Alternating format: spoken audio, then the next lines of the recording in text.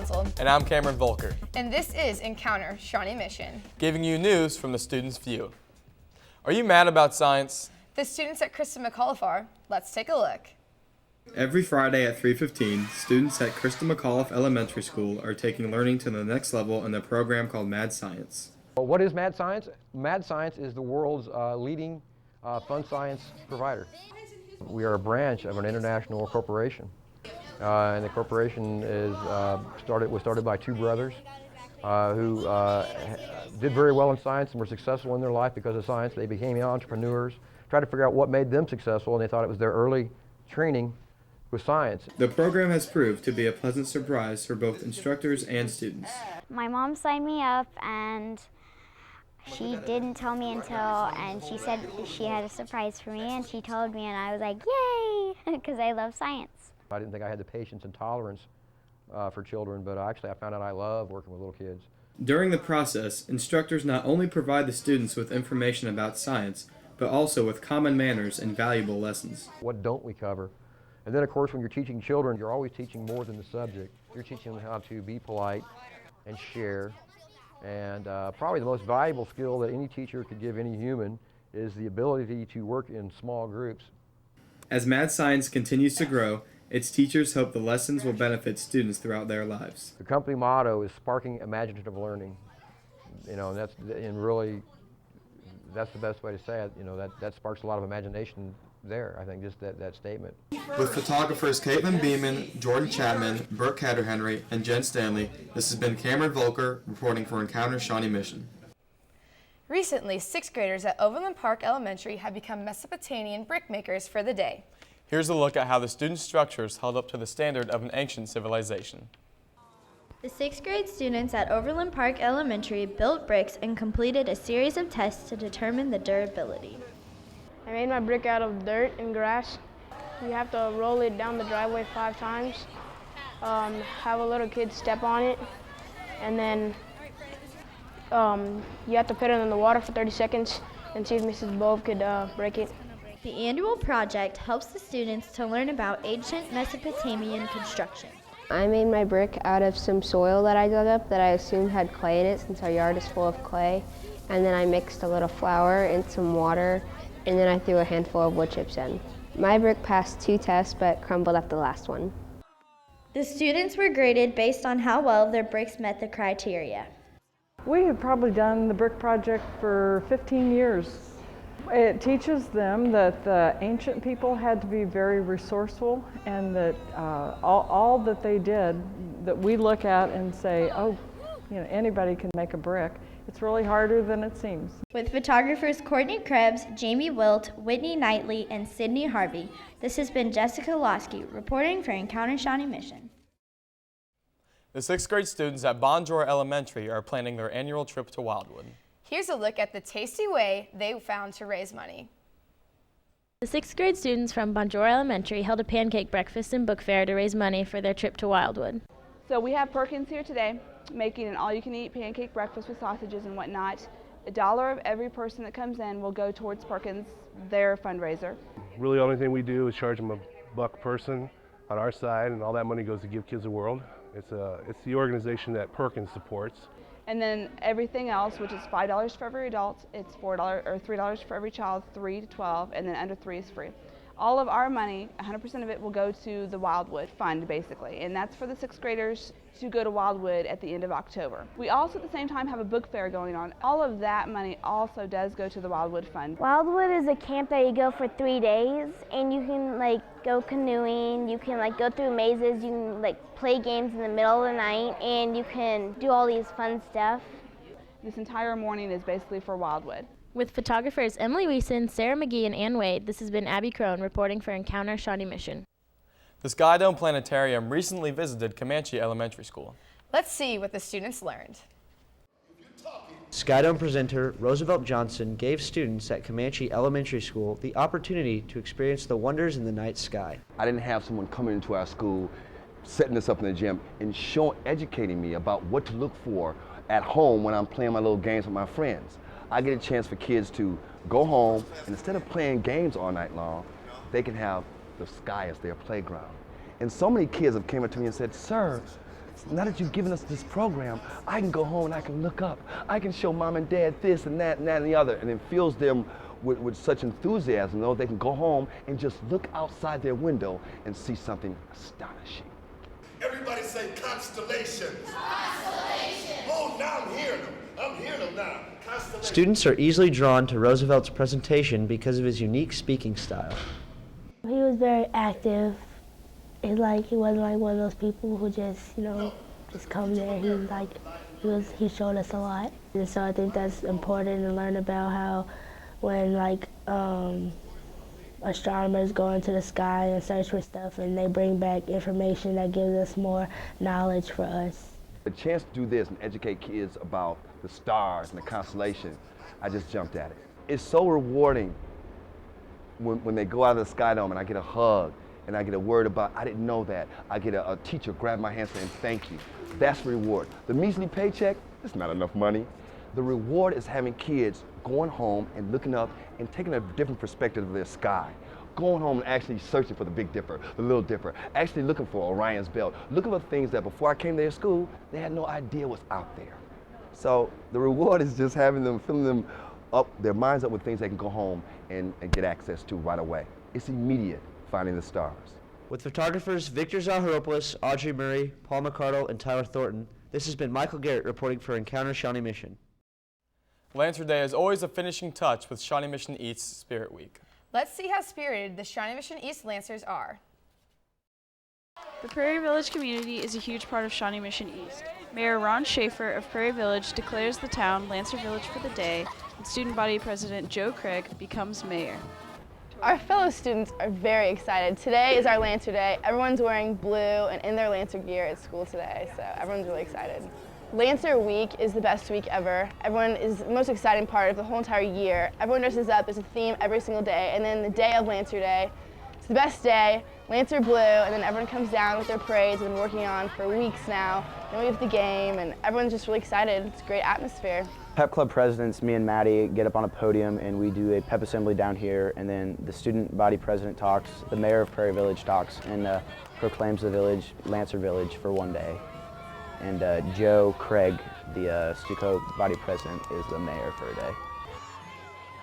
There's a float for every club and there's a float for every class, so maybe 40 floats. We normally have a Spirit Week and it concludes on Lancer Day, so this year we had 4 different themes before Lancer Day. So it was Color Wars for Monday, and then we had Bros versus Hipsters for Tuesday. It was just dress either preppy or indie, kind of weird. Then Sports Day for Wednesday, and Salad Dressing Day for Thursday, which was something we tried this year. With photographers Jamie Eschrick, Blair Conzel, Jordan Wade, and Taylor Zing, this has been Elisa Parsons reporting for Encounter Shawnee Mission. Cameron, do you remember in 3rd grade when we took the bicycle safety course? Yes, ma'am, I do. Let's see how the 3rd graders at Rising Star Elementary did with their tests. 3rd grade students at Rising Star Elementary practiced their bicycle safety skills at their annual bike rodeo. Kids have been working for about a week and a half learning bicycle safety rules. We studied in class, we did a packet on it, we watched videos on it. When we've completed that and they have taken a written test, then we have a bike rodeo where they go outside and Officer Lindquist sets up signs, draws on the pavement, and it's just an obstacle course is what it is. So they can practice what they have just learned in the classroom. We watched a bike safety video before the bike rodeo began. From this video, the children learned important safety skills. You should wear bright clothing and that you should have reflectors on your bike. The bike rodeo allows students to ride their bikes to school. It's just for 3rd grade. Kids in the Shawnee Mission School District cannot ride their bikes to school until they have taken this bicycle safety program. And then they can start riding their bikes to school. They really enjoy the bike rodeo. They look forward to it. Some kids cannot ride a 2-wheeler yet. They haven't had access to it. Maybe they've never had the opportunity to ride a 2-wheeler. So we do have bicycles that have training wheels on it. So everybody has an opportunity to ride. With photographers Tyler Wright, Allison Hall, and Nikki Harms. This has been Danny Sanchez reporting for Encounter Shawnee Mission. Recently, the American Youth Ballet came to Pawnee Elementary and presented Peter and the Wolf. The play taught kids how instruments were used in the show. Let's take a look. The American Youth Ballet paid a visit to Pawnee Elementary to perform Peter and the Wolf. This particular show we've been doing since the beginning of the summer. So it was kind of a scattered rehearsal process in the summer, and then we started really working on it very seriously in August. August 18th was the beginning of our. The ballet performance was not only for entertainment, but was for learning as well.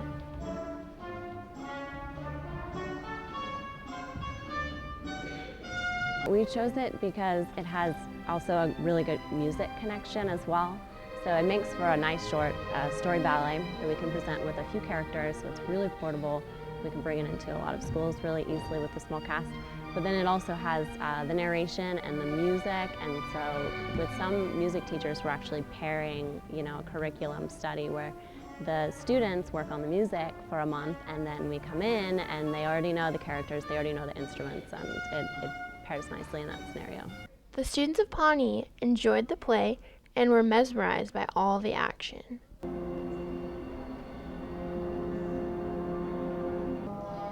Canton, of course, in the lead. With photographers Megan Frohart, Claire Boytz, and Sarah Coleman, this has been Jasmine Bryson reporting for Encounter Shawnee Mission. 1, 2, 3, 4, 5, 6, 7, 8, 9, 10. Cameron, what are you doing? Singing math songs. Let's go to Westridge and see what the students are up to. Students at Westridge Middle School have found a new and interesting way to learn math. The average, mean the average, mode most often,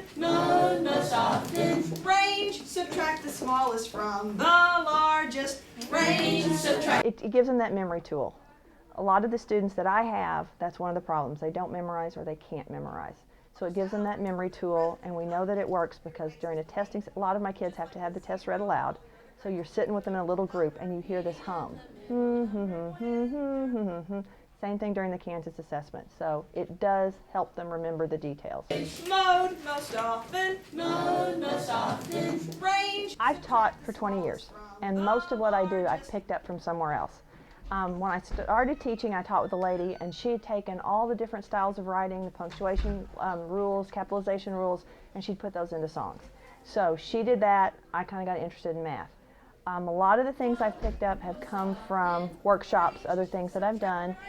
A couple might be mine. Most of them aren't.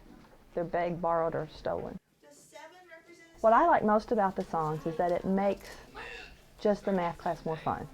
We get a chance to relax a minute, take some of the actual content and academic areas and have fun.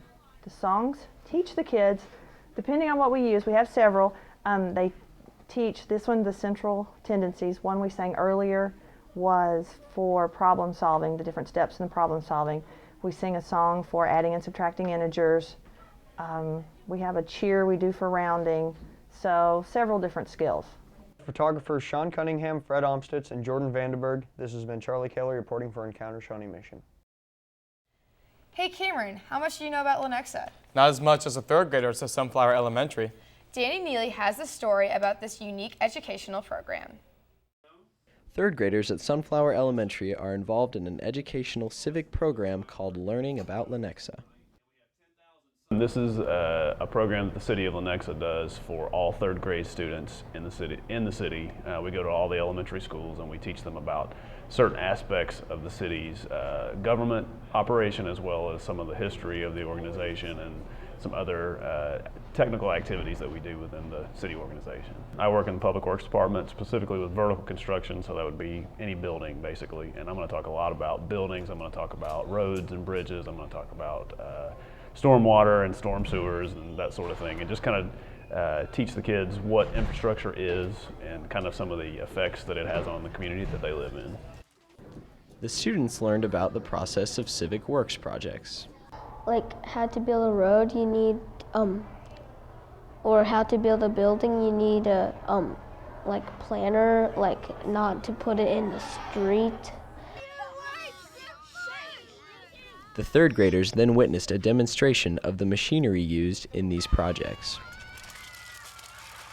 Part when they crushed the cans was like really funny. Through learning about Lenexa, the students gained knowledge about their city.